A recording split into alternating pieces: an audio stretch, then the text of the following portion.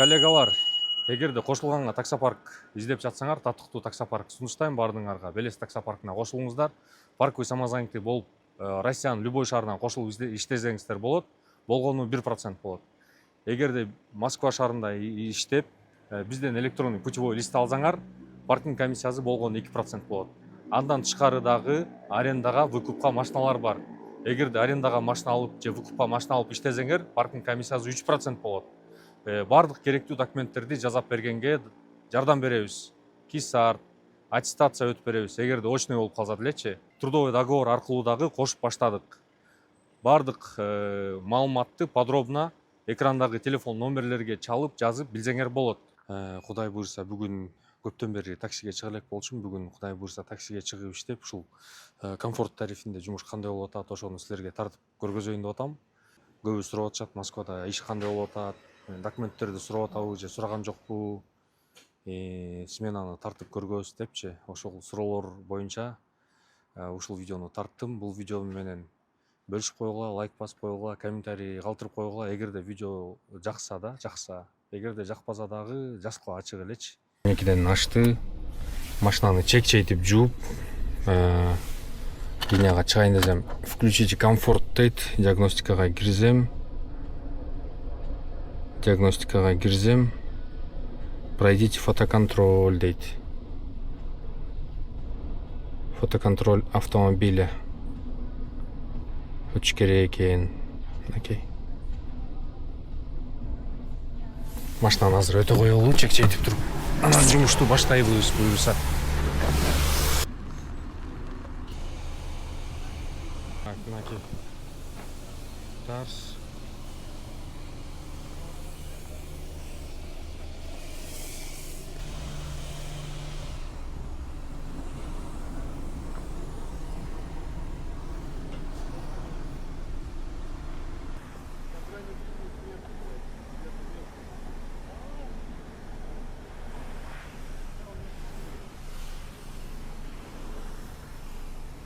Буюрса, машинаны фотоконтролун тартып койдум. Багажникти тартпай эле кетирип коюп турмун да, азыр эми өтпөйт болуш керек. Кыскасы жумуш кандай болуп атат Москвада, ошол жөнүндө азыр видео тартып көргөзөм. Тариф комфорт менен иштейбиз Москвада.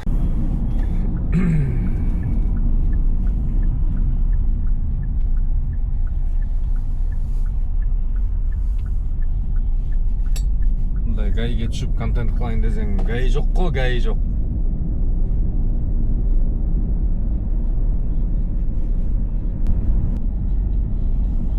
Чё за позорище? Кош берет да үстүнө турабы? Сверху доплатят же, да, өкмөт төлөп берет да, өкмөт. 10, неглинная 10-тен алдым. Рейтинг дагы кудайга шүгүр экен, клиенттин рейтинги 4.91 экен. Золотая середина, да?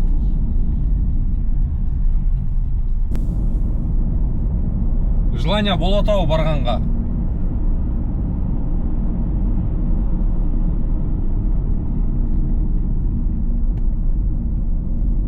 Жестко подрезать этип кетти го, мен аякта бир зип. Ому көзүңдү жумуп кетип атсаң деле көрүнөт го. Ошону айтып атам.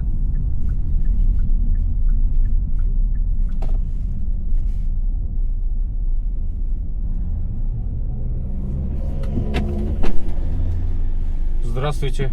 Здравствуйте.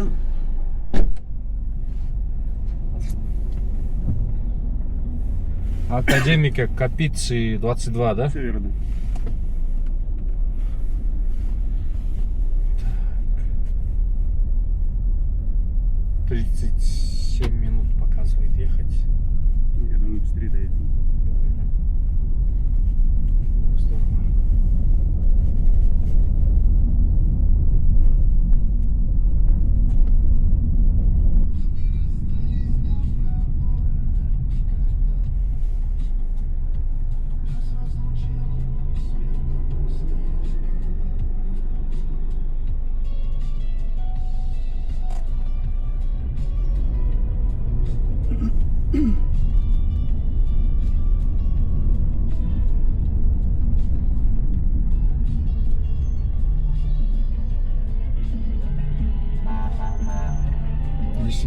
идем, да? Так, ладно.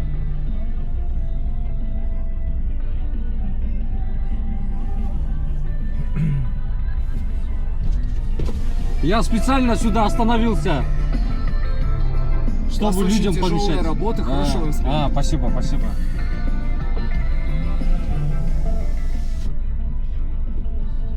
Я подумал то, что он... Типа то, что я тут специально как будто припарковался. До свидания. До свидания, всего хорошего, всего доброго. Базар жоқ. 2000 рубль қалып келіп тұрмын почти. Ничего себе. 1587 болчу по таксометру. Яндекс 487 рубль қосып беріп отыр, ошо мен общий 2700 ой 2074 рубль.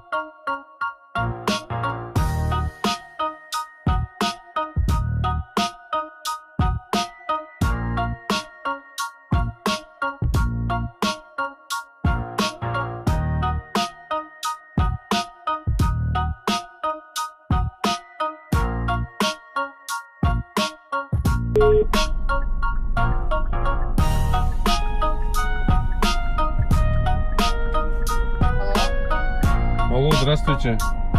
Здравствуйте. Я подъехал, вы такси вызывали, да? Да. Или- А вы где? Или не вызывали? Вызывала. Вы где? Я вот на остановке стою, 8 корпус а 1. вы чуть-чуть вперед проедете. Это, наверное, вы стоите. А, да-да-да. Если б не позвонил бы, стояли бы, да? Да, наверное. Да. Я ждала тебя, я ждала, да?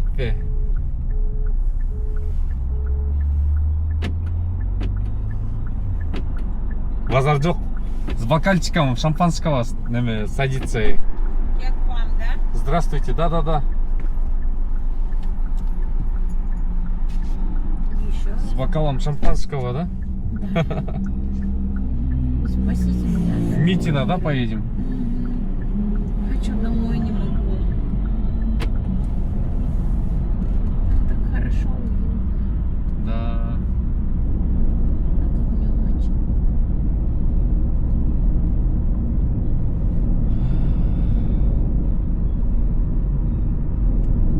В гостях хорошо, но дома лучше, да? Так по себе гости, если честно. Если бы я звала гостей, им было бы очень комфортно. Но мне было вообще не комфортно.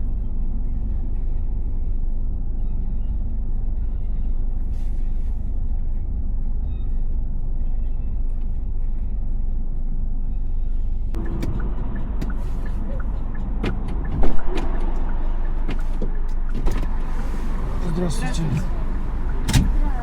Здравствуйте. Прелесть. Я побоялась со стороны злой. Здрасте. Нет, с той стороны не надо. Чем ой, девочки. У нас 2 точки, да? Да, только мы, наверное, наоборот поставили немножечко. Угу. Можно наоборот? Так, сначала... Разрешено вам? Нам просто так по дороге будет удобно. Ну, можно же поменять. Давайте я поменяю.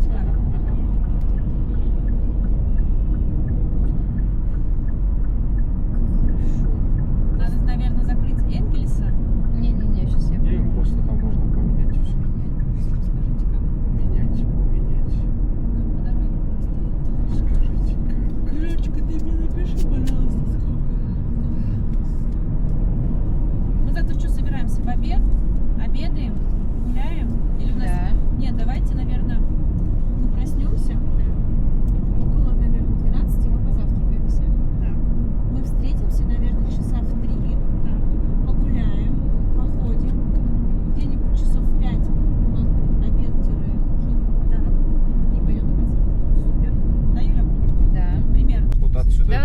Вот здесь можно. Все, спасибо вам большое. Женечек, Давай, дорогая, до завтра. до завтра. До завтра. А нам с вами развернуться в обратную сторону. Дай ему котеночку. Спасибо тебе большое. Поспи, ни о чем не переживай. С утра Да, я не разберемся. переживаю, честно, вообще нет. Давай, ну как. До завтра. Давай.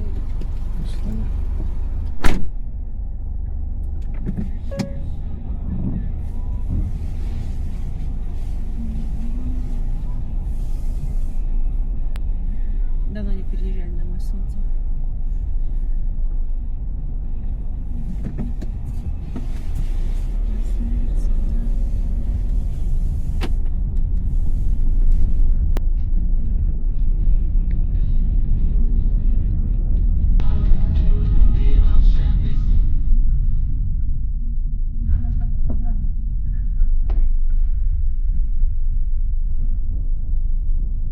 Можно было через Мельникова, да? Прямо, да, тут дворами, я, честно говоря, не очень понимаю. Мне тоже не нравится, я просто думал, то, что вы скажете, вот так нужно было поехать. Ну, я не знаю.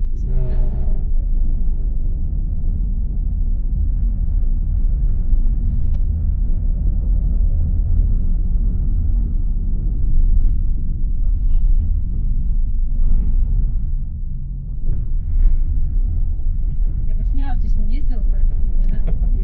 Я тоже.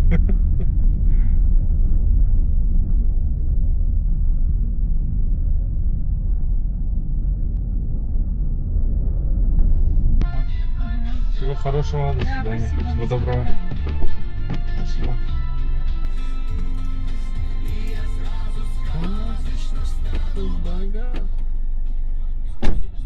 Богаче, чем все принцы и все короли. Говорит, базар жоқ. Вот так вот подружки влияют на поведение ваших жен и девушек. Обратите внимание, допойда. Так. 1200 рубльға алып келдім. 1200 рубльға.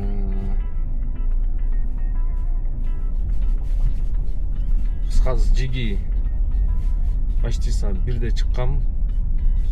1-ден саат 4:40 болды азыр. 4:40қа чейин 5 заказ менен 4528 рубль иштедим. 5 заказ менен 4528 рубль. Нормально. Жумуш бүттү, уйку келди. Мен эртең менен саат канчада турдум эле? Саат 11-де туруп эле жума намазга барып, жума намаздан чыгып алып офиске барып, офисте кечке иштеп, офистен чыгып алып 1 саат шашпай машинаны жууп, 1 саат 2 саат анан жумушка чыккам. Саат 12-ден өтүпчү. Анан чарчап калдым, аябай. Азыр дагы эс алыш керек, үйгө барып лучше бүгүнкү күндү да өлтүрө албай. Прям өчүп калганга чейин иштебеш керек. Ушинтип өзүңдөй уже состоянияңды билесиң да. Өзүңдөй уже акыбал кетип баштаганда үйгө кетип калыш керек да. Тынч, ачык кулактан тынч кулак депчи. Ошол жумуш что-то слабый, что-то пятница, суббота что-то анча окшошпой атат. Адамдар көбү кетип калганбы, отпусктаргачы. Балким ошон үчүнбү билбейм. Кандайдыр бир белгисиз себептерден улам. Жумуш начар болуп атат. Кудайга шүгүр эми, Кудайга шүгүр. Иштесе болот. Мен мисалы 4 саатта 4500 иштедим. Ошондо саатына эми ожомол менен 1000 сомдон айланып атат да, 1000 рубльдан. Эми элестете бериңиздер, 4 саат иштеп 4500 иштесем, ушундай темп менен эле где-то бир 12 саат иштесең бир күндө, 12 саат иштесең болот смело элечи. Таксинин жумушу өтө деле оор эмес, отуруп иштейсиң мындай. Анча-мынча перерыв кылып коесуң, туруп машинадан чыгып, ары бери басып дегендей. Кичине денеңге кичине кан жүгүртүп. Ошентип күндө бир 12 сааттан иштесең, бир 10.000ден чыгарсаң болот да. Эми аренда болсо кичине көбүрөөк иштеш керек, 12 саат, 13 саат, 14 саат иштеш керек болуп калат. Ушул аренданы бензинден чыгарыш үчүн. А так күндө железно бир 8.000-10.000 иштесең болот. Эми 8.000-10.000ден эгерде күндө стабильно иштесең, Кудайга шүгүр эле доход болот негизичи. Анан штрафтар бар, албетте штрафтар бар, расходтор бар.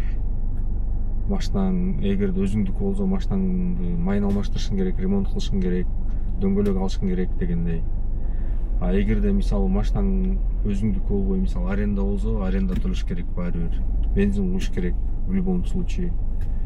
Ошондуктан жумуш Кудайга шүгүр эле болуп атат, бирок мурдакыдай эмес. Мурда мен саат 10-11лерде чыгып, кечки саат 10-11лерде чыгып, эртеңки саат 5-6ларга чейин 10 000 ойлонбой эле уктап неме иштеп койчумун, смело элечи, еще коэффициентте укмуш күйчү, сниженный комиссия деп. Азыр вообще сниженный комиссия деген заказ көргөн жокмун. Ошондой достор. Каналга подписаться болуп, лайктан базып, комментарийден калтырып койгула. Силерде жумуш кандай болуп атат, кандай тарифте иштейсиңер, кайсы шаарда иштейсиңер. Балким мени не только Москвадан эмес, Кыргызстандан, Питерден, Владивостоктон, бөлөк шаарлардан көргөндөр бар. Каналга катталып, комментарий жазып тургула. Кудай буйрса, бат-баттан видео чыгарганга аракет кылам. Учурдан пайдаланып, ушул видеокамера Insta 360-ты мага бир күнгө берип турган Болот ТВ YouTube каналына ыраазычылыгымды билдирип кетейин. Комментарий калтырып койгула, Болотко да подписаться болуп койгула.